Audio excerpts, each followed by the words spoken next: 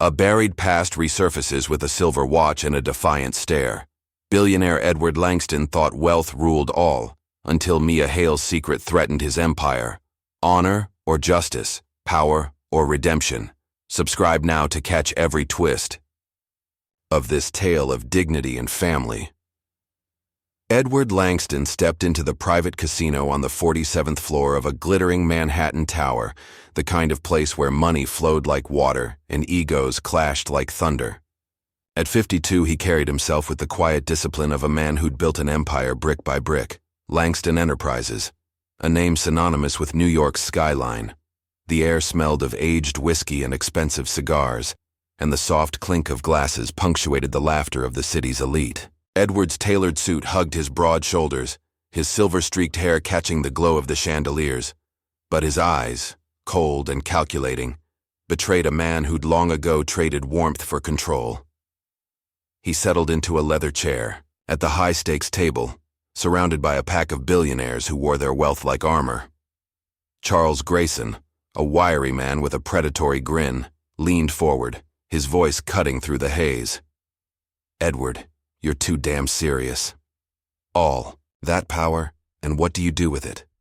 Sit in your tower like some monk?" The others chuckled. Oil tycoons, tech moguls, men who lived for the thrill of excess. Charles swirled his drink, eyes gleaming. "I've got a wager for you. Marry any girl in this room, anyone at all, in a month. Prove money can buy anything, even a wife." Edward raised an eyebrow, his lips curling into a faint smirk. "A childish bet, Charles. What's the point?" "The point," Charles shot back, "is to see if the great Edward Langston can still play the game, or if you've forgotten how to live." The table erupted in taunts, a chorus of rich men egging him on. Edward leaned back, his fingers tapping the armrest. He didn't need to prove anything, not to them, not to anyone.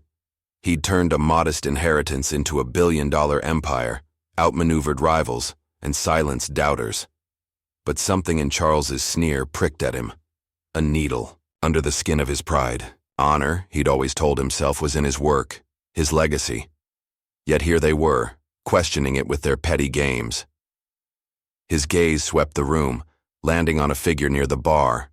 A young woman, no more than 28, with wild, tangled hair and a threadbare jacket that clashed with the polished opulence around her. Mia Hale. She was arguing with a security guard, her voice sharp as she clutched a bottle of wine she'd clearly swiped from the counter. "I said I'd pay for it," she snapped, though her empty pockets told a different story. The guard grabbed her arm, and she yanked free, her eyes blazing with defiance. "Her," Edward said, pointing with a steady hand. "I'll marry her." The table fell silent for a heartbeat, then exploded into laughter. Charles clapped his hands, delighted. "A street rat. Oh, this'll be good." Edward ignored them, rising from his seat with the calm precision of a man who never second-guessed himself. He crossed the room, the crowd parting like water before him, and stopped in front of Mia. Up close, she was striking, not beautiful in the polished way of socialites, but raw, untamed, her sharp cheekbones and fierce green eyes cutting through the haze. "You're in my way," she said, glaring up at him, the bottle still gripped tight. "I have a proposition," Edward replied, his voice low and even. "Marry me for a month. I'll pay you enough to never steal again." Mia's eyes narrowed, searching his face as if looking for the catch. The guard hovered, uncertain, but Edward waved him off with a flick of his wrist. She tilted her head, a slow, cold smile spreading across her lips.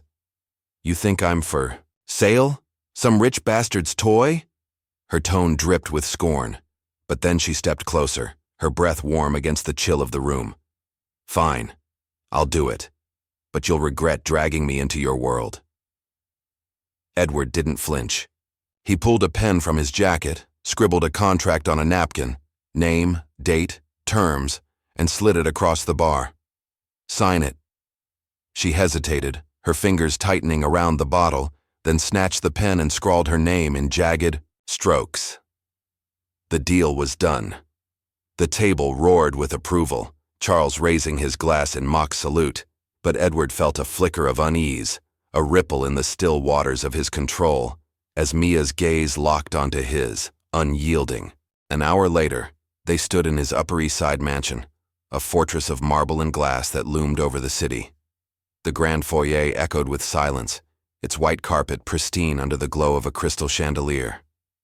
Edward watched as Mia stepped inside, her muddy boots leaving smears across the floor.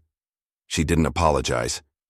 Instead, she wandered to the fireplace, her fingers brushing an empty photo frame on the mantel, a relic of a life he'd buried long ago. "What's this?" she asked, turning to him, her voice edged with curiosity. "Nothing that concerns you," he said curtly, adjusting his cufflinks. She smirked, setting the frame down with deliberate care. "A month, huh? Let's see how long you last." Edward crossed his arms, his jaw tightening. He'd faced boardroom battles, hostile takeovers, and cutthroat rivals without breaking a sweat. This was just another challenge, a fleeting distraction. Yet as Mia stood there, clutching a battered silver pocket watch she'd pulled from her jacket, her eyes scanning the room like a hunter sizing up prey, he couldn't shake the feeling that he'd invited something unpredictable into his carefully ordered world. The bet had been struck, the game set in motion. But beneath the glittering lights of that casino, beneath the jests and the bravado, something stirred. A quiet tremor in the foundation of Edward Langston's honor, a whisper of a past he'd thought long dead. He pushed it down, as he always did, and turned away. 1 month. That's all it would take. Edward Langston stood at the floor-to-ceiling window of his corner office, 30 stories above Manhattan, the city sprawling beneath him like a map he'd conquered. Langston Enterprises hummed around him, phones buzzing, assistants scurrying, the air thick with the scent of fresh ink and polished wood. At 52, he'd built this empire with iron discipline, each deal a brick in the wall that separated him from the man he'd once been. The morning light sliced through the glass, casting stark lines across his desk, where a single item lay out of place. A yellowed envelope, its edges frayed, that had slipped from a stack of old ledgers during a late-night review. He picked it up, his fingers brushing the faded ink of his name in Thomas Reed's jagged scrawl. Thomas, his college roommate, his partner in dreams of a real estate dynasty, until Edward had chosen ambition over loyalty. The letter was dated 25 years ago, a plea written in the cramped hand of a desperate man. "We promised to build this together, Ed. Don't let your father's money erase that." Edward's chest tightened, a rare crack in his composure, but he folded the letter and tucked it back into the drawer. Thomas was gone, dead by his own hand after Edward bought him out with a ruthless deal, and regret was a luxury Edward couldn't afford. The elevator chimed, snapping him back to the present. He straightened his tie, his face a mask of control, and returned to the rhythm of his day, signing contracts, nodding at projections, steering his empire with the precision of a conductor. But the letter lingered, a shadow creeping into the spotlight of his success, whispering questions he'd silenced long ago.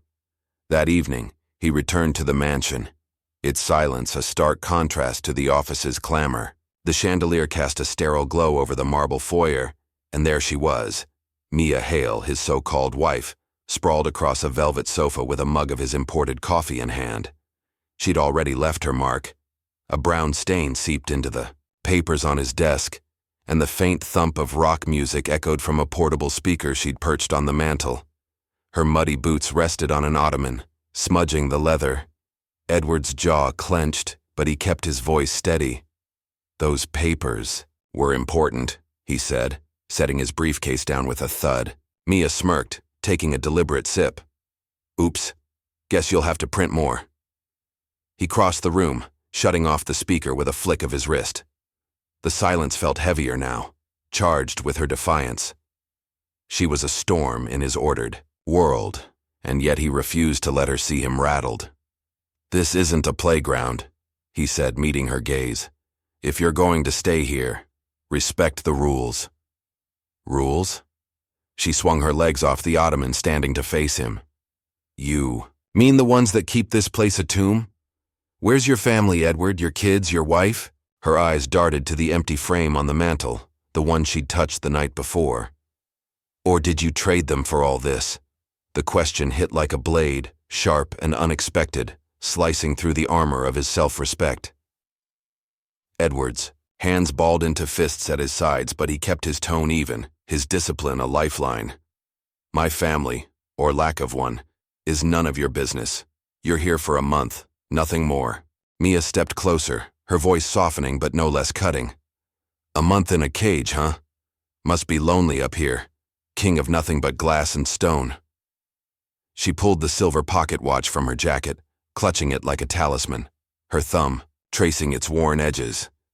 Ever think about what you left behind to get it? Edward's eyes narrowed, drawn to the watch. It was old, tarnished, the kind of thing you'd find in a pawn shop, not a mansion. Yet something about it tugged at him, a memory he couldn't place, a whisper from the shadows of his past. He pushed it aside, turning to the window where the city lights glittered like a false promise. I don't dwell on the past, he said, more to himself than to her. It's a distraction, she laughed, a low, bitter sound. Keep telling yourself that, but the past doesn't care what you think, it finds you anyway. She set the mug down hard, the clink echoing in the stillness, and wandered to the bookshelf, her fingers brushing the spines as if searching for something. Edward watched her, his pulse steady but his mind unsettled. Mia wasn't just a thief or a troublemaker. She carried a weight, a purpose he couldn't yet grasp. The watch, her words, the way she probed at his defenses, it all hinted at a story he hadn't written, a chapter he'd buried. Charles's bet had been a jest, a fleeting amusement, but Mia was no pawn. She was a mirror, reflecting cracks in the honor he'd built his life around, and he couldn't shake the feeling that she knew more than she let on. He poured himself a glass of bourbon from the decanter, the amber liquid catching the light. 1 month, he repeated, his voice firm, a mantra to steady himself. Then you're gone. Mia turned, her smile faint but piercing. We'll see who's gone first, you or the man you pretend to be. She slipped the watch back into her pocket and walked out, leaving the coffee stain and the empty frame as silent witnesses to her challenge. Edward took a sip, the burn grounding him. He'd faced worse than this, ruthless competitors, hostile takeovers, his father's cold expectations. Mia Hale was nothing he couldn't handle. But as he stood alone in the vastness of his home, the letter from Thomas echoed in his mind, and the shadows beyond the spotlight grew darker, heavier, pressing against the walls of his control. Rain streaked the windows of Edward Langston's Upper East Side mansion, a steady drumbeat against the glass that mirrored the unease settling in his chest. The grand living room glowed faintly under the chandelier's sterile light, its marble floors polished to a mirror sheen. Edward stood by the fireplace, a glass of bourbon in hand, the warmth of the drink doing little to thaw the chill that had crept into his bones since Mia Hale's arrival. She'd been in his home for 3 days now, a whirlwind of defiance leaving muddy footprints and coffee stains in her wake. But it wasn't her chaos that unsettled him. It was the silver pocket watch she carried, a relic that gnawed at the edges of his memory. Tonight she sat cross-legged on the rug, her battered jacket slung over a chair, the watch dangling from her fingers as she polished it with a rag. The soft scrape of cloth against metal filled the silence, a sound that felt too intimate for this cavernous space. Edward watched her, his jaw tight, his discipline holding him steady despite the questions clawing at him. The watch was old, its face scratched, its chain tarnished. Nothing remarkable, yet it tugged at him like a thread unraveling a long-sewn seam. "What is that thing?" he asked, his voice cutting through the quiet, sharper than he intended. Mia didn't look up, her fingers pausing mid-motion. "A watch," she said, her tone flat, edged with mockery. "Tells time. Ever heard of it?" He set his glass on the mantel with a deliberate clink, stepping closer. "I'm not in the mood for games. Where did you get it?" She finally met his gaze, her green eyes glinting like shards of glass under the light. For a moment, she said nothing, just held the watch up, letting it sway gently on its chain. Then it slipped from her grasp, tumbling to the hardwood with a dull thud. Edward's breath caught as he bent to retrieve it, his fingers brushing the cold metal.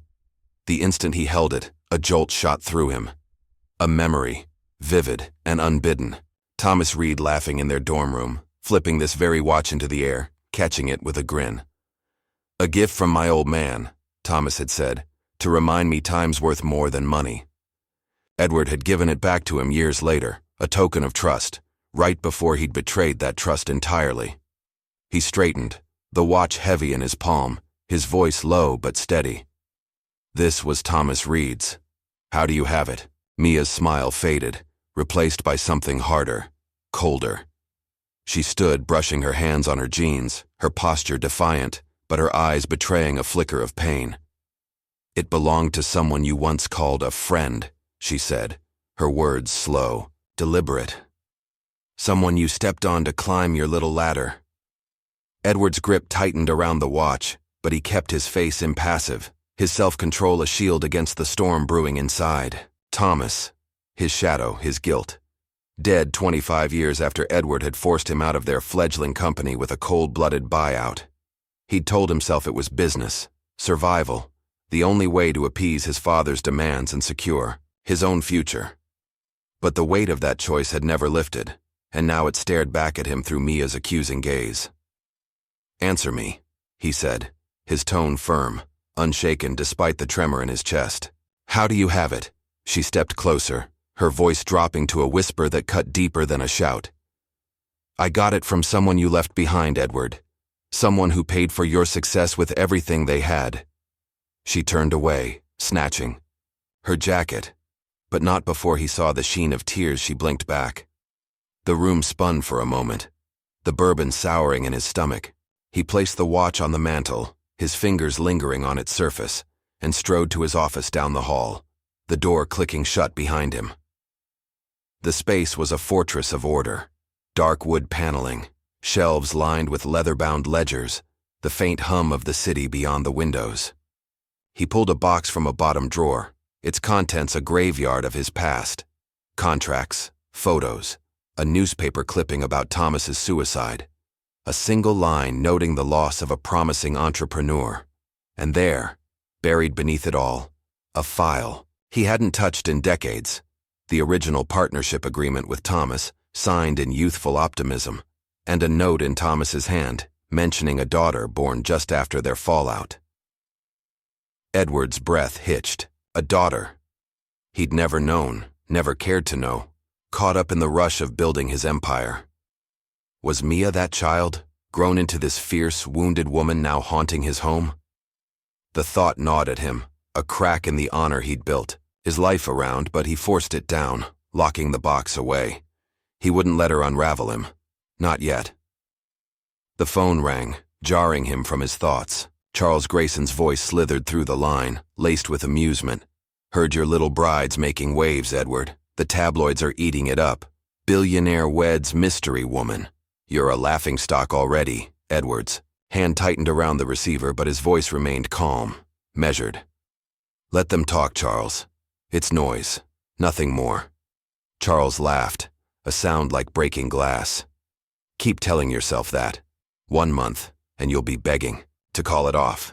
He hung up, the silence returning, heavier now. Edward leaned back in his chair, staring at the watch on the mantel through the open door. It whispered to him. Thomas's voice, Mia's defiance, a past he couldn't outrun. His self-respect, once a fortress, felt fragile under the weight of her words, her presence. He'd faced Charles's taunts, boardroom wars, and his father's cold expectations without flinching. But this was different. Mia wasn't just a challenge to his pride, she was a mirror to his shame, and he wasn't sure he could look away. He rose, shutting the door on the watch and the memories it carried. 1 month. He'd endure her, prove Charles wrong, and bury this ghost again. But as the rain tapped relentlessly against the glass, Edward felt the first stirrings of doubt, a quiet tremor in the foundation of his control, a whisper that the past wasn't done with him yet. The rain had stopped, leaving the city slick and shimmering under a bruised evening sky. Edward Langston sat in the back seat of his chauffeured Bentley, the leather cool against his palms, as Mia directed the driver down unfamiliar streets. She'd insisted he come. No explanation, just a curt, "Get in the car" that morning, and he'd agreed, more out of curiosity than capitulation. His world of polished boardrooms and glass towers felt distant now, replaced by the gritty pulse of a neighborhood he'd never known. Crumbling brownstones, flickering streetlights, and the faint hum of life persisting against the odds. The car slowed at a curb, and Mia stepped out, her boots splashing in a puddle. Edward followed, his polished loafers out of place on the cracked pavement. She led him to a narrow row house, its paint peeling like old skin, a single bulb buzzing above the door. The air smelled of damp earth and faded dreams, a stark contrast to the sterile opulence of his mansion. Mia stopped, her hands shoved deep into her jacket pockets, and nodded at the house. "This is where I grew up," she said, her voice steady but laced with something raw. "Where my father lost everything." Edward's brow furrowed, but he held his tongue, his discipline keeping him anchored as she turned to face him. The silver watch gleamed in her hand, catching the faint light, and her eyes, those fierce green eyes, locked onto his with an intensity that made his chest tighten. "You don't get it yet, do you?" she said, stepping closer, her breath visible in the cool air. "This isn't some game, Edward. This is where your choices landed." He opened his mouth to respond, but she cut him off, pulling a small, creased photo from her pocket. She held it up, a young girl, maybe 5, clutching a man's hand, both smiling under a streetlight. The man's face hit Edward like a punch. Thomas Reed, younger, alive, his grin wide and unguarded. Edward's throat constricted, but he kept his stance steady, his hands clasped behind his back. "Thomas," he murmured, the name a ghost on his lips. Mia's jaw tightened and she thrust the photo into his hand. "Yeah, Thomas. My father. The man you betrayed to build your empire." Her voice cracked, but she straightened, refusing to break. "He took care of me and my mom after you walked away from him, worked himself to death trying to start over, until you swooped in, bought him out, and left him with nothing. He killed himself when I was 6, Edward, because of you." The words landed like stones, each one heavier than the last, shattering the veneer of Edward's self-respect. He stared at the photo, Thomas's eyes staring back, eyes he'd avoided in every mirror for 25 years. The memory flooded in, the late-night meeting, the contract he'd pushed Thomas to sign, the cold handshake as he claimed their shared dream for himself. He'd justified it then. Business, survival, his father's voice in his ear. "Winners take, Edward. Losers beg." But now, standing in this broken street, the truth loomed undeniable. He'd traded honor for power, and Thomas had paid the price. "I didn't know he had a daughter," Edward said, his voice low, controlled, though. His hands trembled slightly as he handed the photo back. "I didn't know." "You didn't know because you didn't care," Mia snapped, her tears spilling now, hot and unbidden. She swiped at them angrily, clutching the watch like a lifeline. "My mom worked double shifts to keep this roof on over our heads. She died when I was 12, worn out, broken, because we had nothing left after you took it all. This watch, it's all I have of him, and you're the reason it's all I'll ever have." Edward stood motionless, the weight of her words pressing against his ribs. Rainwater dripped from the eaves, a steady rhythm marking the silence between them. He wanted to argue, to defend the man he'd become, successful, disciplined, untouchable, but the excuses withered in his throat. Mia wasn't wrong. He'd buried Thomas's memory, locked it away with the letter and the guilt, convincing himself it was the cost of greatness. But here, in the shadow of this house, that greatness felt hollow, a crown forged from someone else's ruin.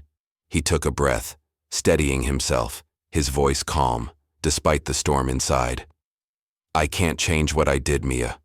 I won't insult you by pretending otherwise, but I'm listening now." She laughed, a bitter, broken sound, and turned away, staring at the house. "Listening? Too late for that. You wanted me in your world? Well, this is mine. This is what you made." She pulled the jacket tighter around her, her shoulders shaking, then started down the street, leaving him alone with the photo and the ghosts it carried. Edward didn't follow. He stood there, the damp seeping through his shoes, the photo creasing in his grip. The city loomed in the distance, its lights a mocking reminder of the empire he'd built on Thomas's bones. Charles's bet, marry the girl, prove his dominance, had been a jest, a fleeting amusement. But this was no game. Mia wasn't just a stranger he'd dragged into his life. She was the daughter of the man he'd destroyed, a living testament to the honor he'd sacrificed. He slipped the photo into his pocket, his face a mask of resolve as he walked back to the car. The driver waited, silent, but Edward paused, glancing at the streetlight flickering above. It cast a weak glow over the curb, much like the one in the picture, a beacon Thomas had stood under with his little girl. Edward's self-control held. His anger and shame locked tight, but something shifted inside him, a crack widening in the foundation of his pride. He'd face Mia again, and Charles, and the world he'd built. But for the first time, he wasn't sure who he'd see in the mirror when he did. The car door closed with a soft thud, and as the Bentley pulled away, the streetlight buzzed and dimmed, leaving the house, and Edward's past, in darkness. Edward Langston sat behind his desk, the 30-story view of Manhattan obscured by a gray dawn that matched the heaviness in his chest. The office of Langston Enterprises buzzed with a chaos he couldn't quell, phones ringing off their hooks, assistants whispering behind glass partitions, the air thick with the sharp scent of toner and panic. 3 days had passed since Mia's revelation on that rain-soaked curb, and the world Edward had built was unraveling faster than he could stitch it back together. The silver watch sat on his desk now, a silent accuser, its ticking a metronome, to his mounting unease. The tabloids had struck first. Splashed across every newsstand were headlines screaming his name: Billionaire's Bride, Mystery Woman or Gold Digger. And Langston's Fall, from tycoon to tabloid fodder. The photos were grainy, Mia storming out of the mansion, Edward trailing her in the Bentley. But the damage was real. Stock prices dipped, a jagged red line on the screens lining his office, each tick a blow to the empire he'd forged with discipline and grit. Investors called, their voices tight with worry, and the board demanded answers he didn't have. Charles Grayson's fingerprints were all over it. Edward's phone lit up with a call from his old rival, and he answered with a steady hand, his composure a fortress against the storm. "Enjoying the show, Charles?" he said, his tone cool, betraying none of the turmoil beneath. Charles's laugh crackled through the line, sharp and gleeful. "Oh, I'm loving it, Edward. You're a circus now, ringmaster and clown in one. I've got something extra for you, too. Old files from the Reed deal. Proof you cooked the books to squeeze him out. Pay me to keep them quiet, or they hit the press tomorrow." Edward's grip tightened on the phone, but his voice remained even, a blade sheathed in velvet. "Blackmail doesn't suit you, Charles. It's desperate. Do what you will. I've survived worse." "Keep that chin up," Charles sneered. "1 month with that little firecracker and you're already crumbling. Tick-tock, Langston." The line went dead, leaving Edward staring at the watch, its hands mocking his control. He leaned back, closing his eyes for a moment, Thomas's face flashing behind his lids, those wide, trusting eyes from the photo Mia had thrust into his hand. The guilt had rooted deeper since that night, a vine twisting through the cracks in his self-respect. But he wouldn't let it break him. Not yet. He'd built this life on choices, hard ones, cold ones, and he'd face the consequences with the same resolve that had carried him this far. The TV in the corner flickered on, an assistant fumbling with the remote as a breaking news segment filled the screen. Mia's face dominated the frame, her voice cutting through the static of a live interview outside some dingy bar. "I grew up with nothing," she said, her hands shoved into her jacket, the silver watch glinting on its chain. "Because a rich man took everything from my family. He's not a king, he's a thief in a suit." The reporter pressed for a name, but Mia shook her head, her eyes blazing. "He knows who he is." Edward's stomach lurched, but his face stayed a mask of calm. The room fell silent, eyes darting to him, waiting for a reaction. He waved the assistant off, the screen going dark, and rose from his chair with deliberate grace. "Back to work," he said, his voice a quiet command that steadied the chaos. Inside, though, the words burned. Mia's truth, raw and unfiltered, echoing Thomas's letter, the photo, the life he'd buried. He needed to see her, to confront this storm head-on. The Bentley cut through the city, rain-slick streets reflecting the neon glow of Midtown, until it stopped outside a bar on the Lower East Side. Smoke curled from the doorway, the air heavy with the tang of cheap beer and wet asphalt. Edward stepped inside, his crisp suit a stark contrast to the peeling walls and sticky floors. Mia sat at the counter, nursing a glass of something amber, the watch resting beside her like a talisman. She didn't turn as he approached, but her shoulders stiffened. "Slumming it, huh?" she said, her voice low, cutting. "What's a king doing in a place like this?" Edward slid onto the stool beside her, his hands clasped on the bar, his tone measured despite the fire in his gut. "What do you want, Mia? You've got the world's attention now. My world. Tell me what it's for." She turned then, her eyes red-rimmed but fierce, the glass trembling slightly in her hand. "I want you to see it," she said, her words, a blade honed by years of pain. "The truth you buried. The family you broke. You think money fixes everything? It didn't fix my dad. It didn't fix me." She tapped the watch, its tick loud in the din. "This is all I've got left, and you're the reason it's all I'll ever have." Edward's chest tightened, but he kept his gaze steady, his discipline a lifeline. "I can't undo the past," he said, each word deliberate, controlled. "But I'm here. I'm listening.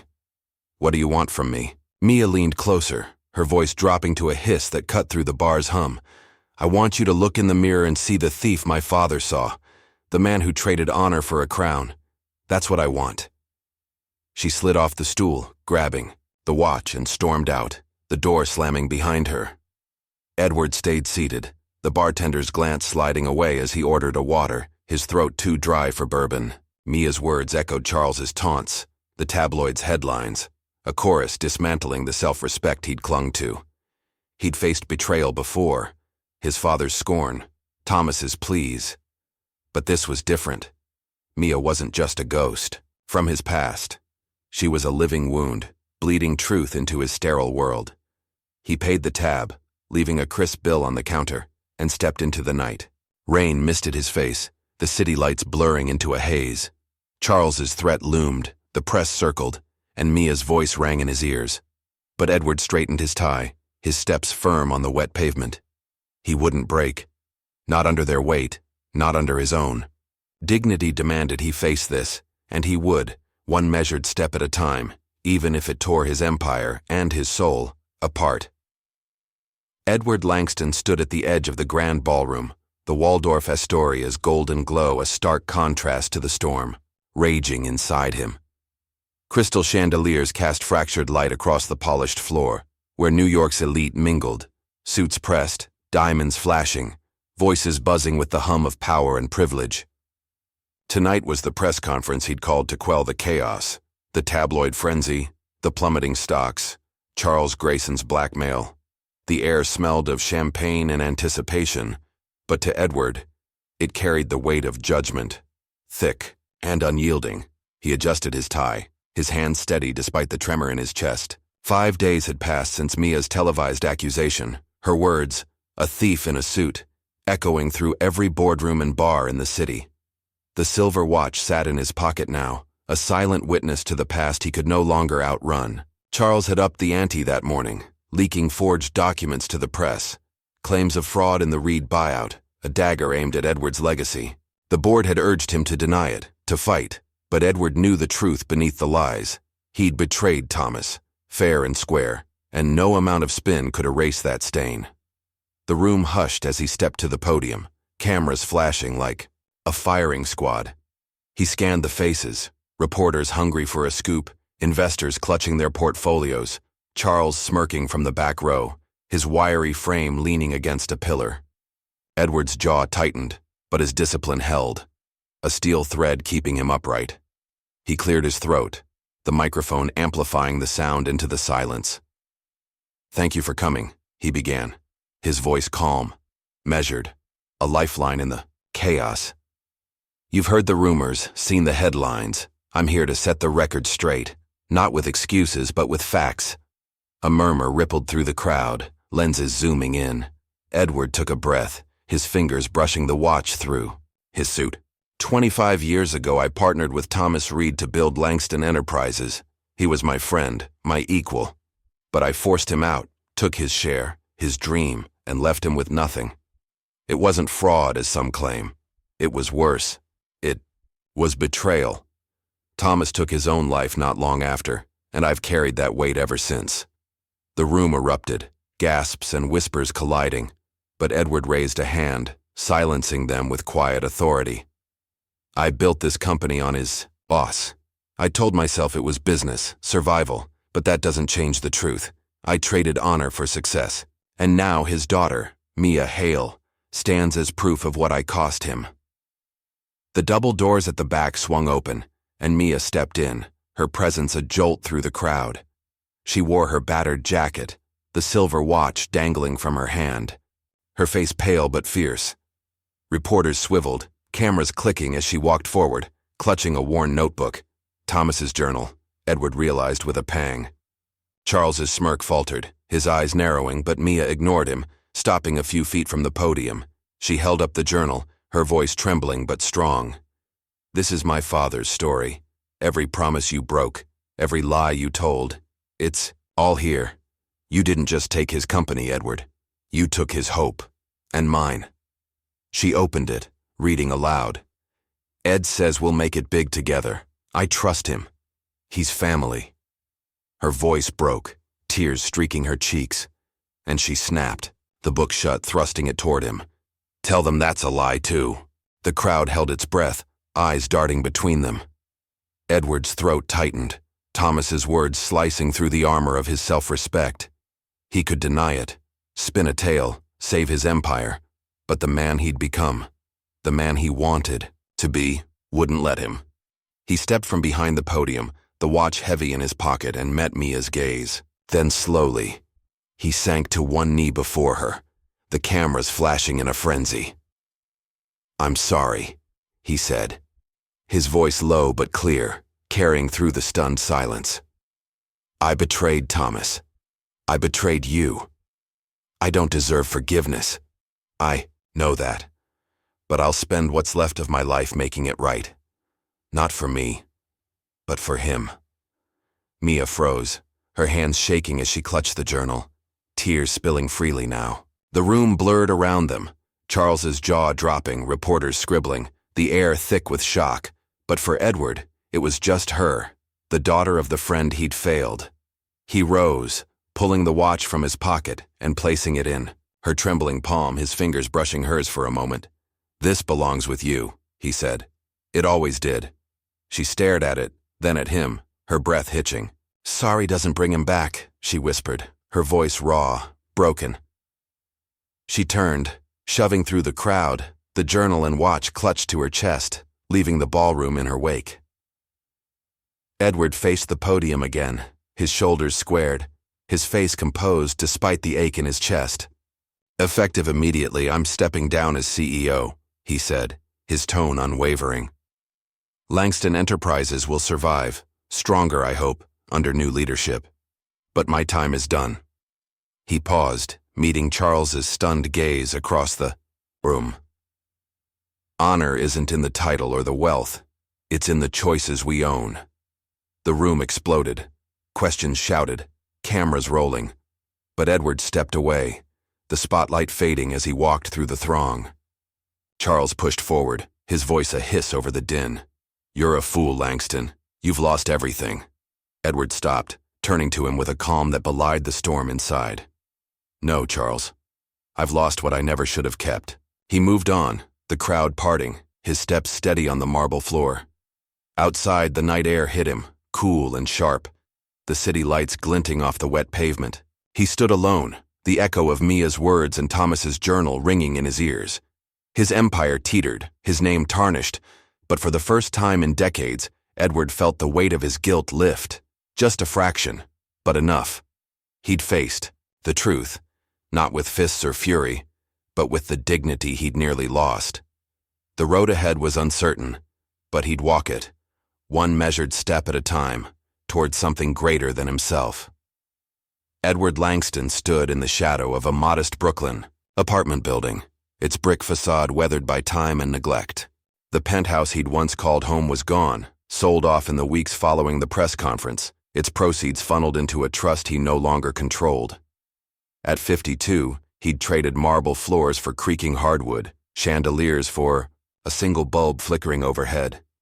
The air smelled of dust and coffee, a far cry from the sterile opulence of his old life. But it felt lighter somehow, unburdened by the weight of a crown he'd worn too long. He adjusted the collar of a plain wool coat, no tailored suits now, and stepped into the chill of late autumn. The city moved around him, indifferent to the man who'd once shaped its skyline. The headlines had faded, replaced by fresher scandals, but the echoes of that night at the Waldorf lingered. Mia's tear-streaked face, Thomas's journal, the silver watch he'd returned to her. Edward hadn't seen her since, hadn't sought her out. She'd made her point and he'd made his choice, to step down, to face the truth. Now, he was building something new, something quieter, rooted in the honor he'd nearly lost. The Thomas Reed Foundation was his doing, launched with the last of his personal wealth, a charity for orphans. Kids like Mia had been, left to fend for themselves when the world took too much. He'd rented a small office in Queens, its walls plastered with plans, shelters, scholarships, a legacy not of towers but of lives lifted. Today he was meeting a group of volunteers at a community center, rolling up his sleeves to unpack boxes of donated books. The work was unglamorous, his hands roughened by cardboard and tape, but it steadied him, a rhythm of purpose he hadn't known he'd craved.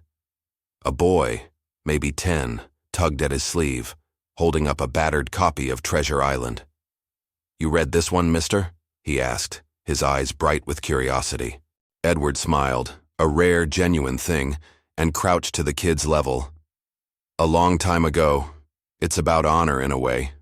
Finding it when you've lost everything else." The boy nodded, clutching the book, and ran off to join his friends. Edward watched him go, a pang in his chest.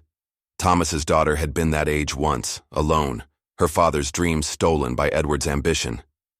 He straightened, brushing dust from his hands, and returned to the boxes, his resolve firm. Back at his apartment that evening, he sank into a worn armchair, the only furniture he'd kept.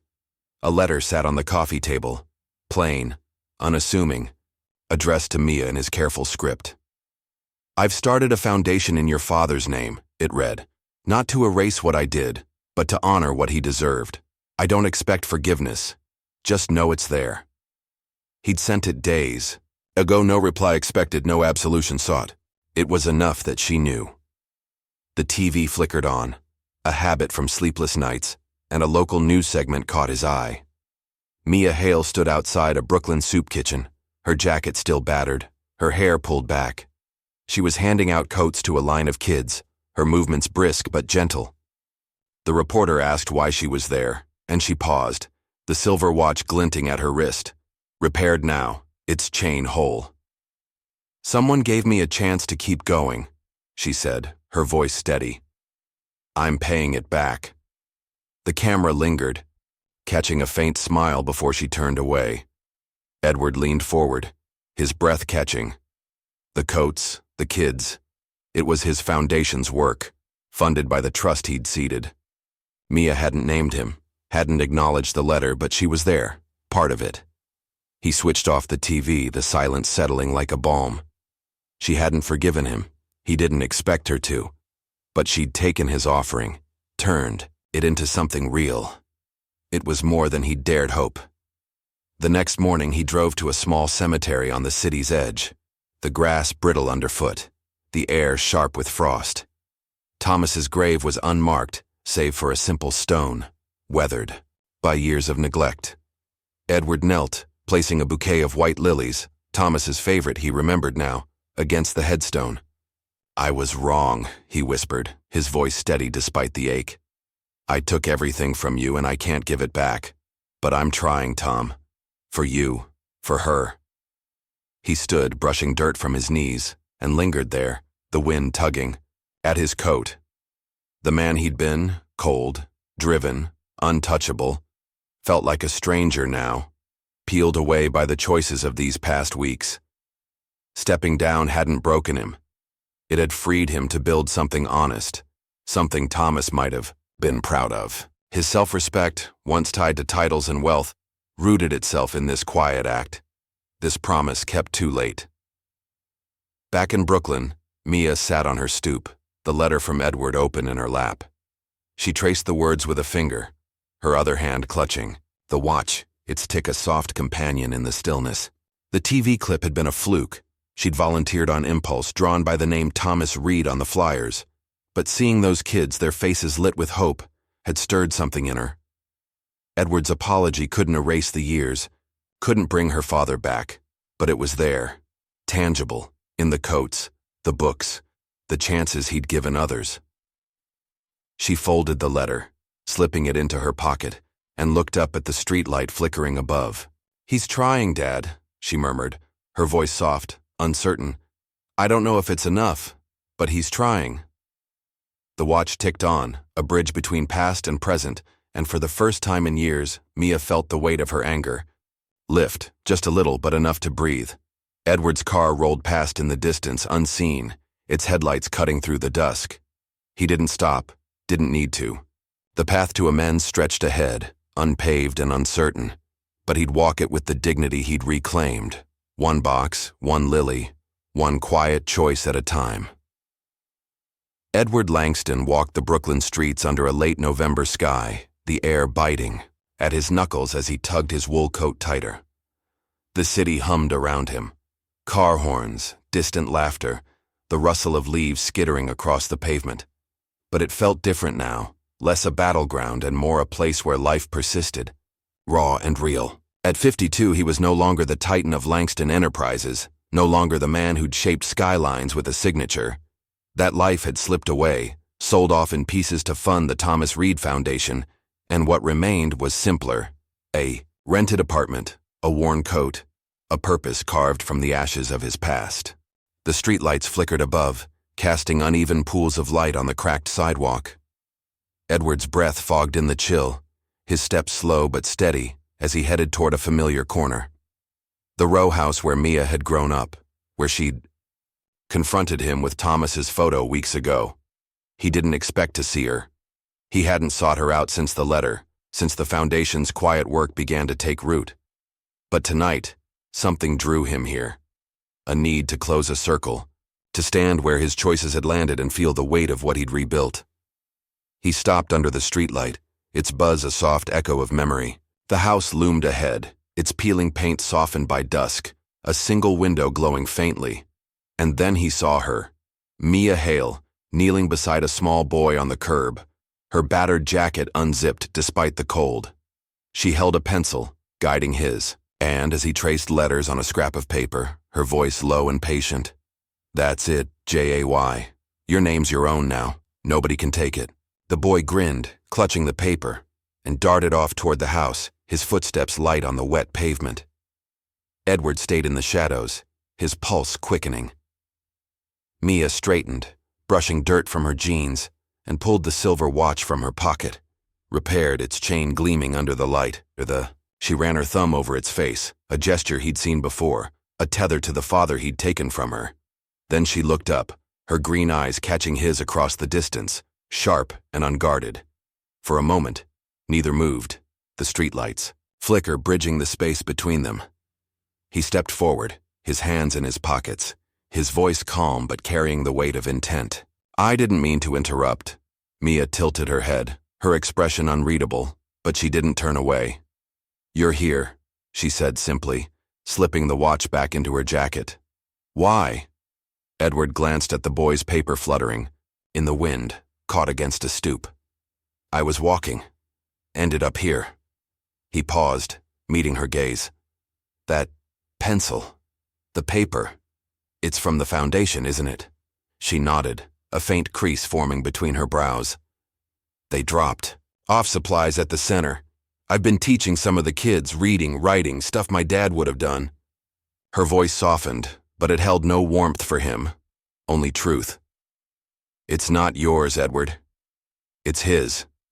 He nodded, accepting the distinction without protest. Good. It should be his. He pulled his coat open, revealing a spare one draped over his arm, a child's size, patched but warm. I was bringing this for the center, saw the kid run off without one. He stepped closer, holding it out, his movements deliberate, unintrusive. Mia took it, her fingers brushing the fabric, then handed it to a woman peering from the house's doorway. The boy's mother, Edward guessed. She turned back to him, her eyes searching his face. You don't stop, do you? First the foundation, now this. What's it for? Edward exhaled, his breath a white cloud in the cold. It's not for me, Mia. It's for what I owed, what I still owe. I can't give you back your father, but I can make sure other kids don't lose what you did. His voice stayed steady, his discipline a quiet strength, but his eyes betrayed a flicker of something raw, regret, hope, a longing for absolution he knew he'd never earn. She studied him, the streetlight casting shadows across her face. I saw you on TV once years ago, she said, her tone measured. All suits and smiles, king of the world. Now you're here handing out coats. What changed? He looked down at the pavement, then back at her. You did. Thomas did. I couldn't keep pretending honor was a title or a bank account. It's this. He gestured to the coat, the paper, the light above. It's owning what I broke and fixing what I can. Mia's jaw tightened, but she didn't snap back. She pulled the watch out again, holding it up, its tick a soft heartbeat in the stillness. I fixed this after you gave it back. Took it to a guy down the street. He said it's worth nothing, just junk. But to me, it's everything. She slipped it into her pocket, her voice dropping. You're not my dad, Edward. You're not family. But you're not nothing either. Not anymore. The words hung there. Fragile but real. A bridge neither would cross but both could see. Edward nodded, a faint smile tugging at his lips. Grateful, not triumphant. That's more than I deserve. He stepped back, pulling his coat closed. Keep teaching them, Mia. You're good at it. He turned to go, his footsteps echoing on the wet street, but her voice stopped him. Edward. He looked back, and she stood there, framed by the flickering light, the boy's mother watching from the stoop. Dad would have hated you forever. But he'd have liked the coats. She smiled, just a flicker, but it was there. Then climbed the steps, disappearing into the house. Edward stood alone, the wind tugging at him, the streetlight buzzing overhead. Charles Grayson's empire had crumbled weeks ago, undone by his own greed, a footnote in the news. But Edward barely noticed. His own fall had freed him, not broken him.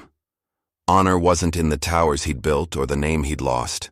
It was here, in the coat warming a child, in the pencil tracing a name, in the watch ticking on Mia's wrist. He'd never be her family, never erase the past, but he'd given her something, however small, and she'd taken it. He walked on, the city fading into the dusk, his breath steady, his heart lighter than it had been in years. The streetlights flickered behind him, a quiet testament to a man who'd found dignity not in winning but in mending, one humble step at a time.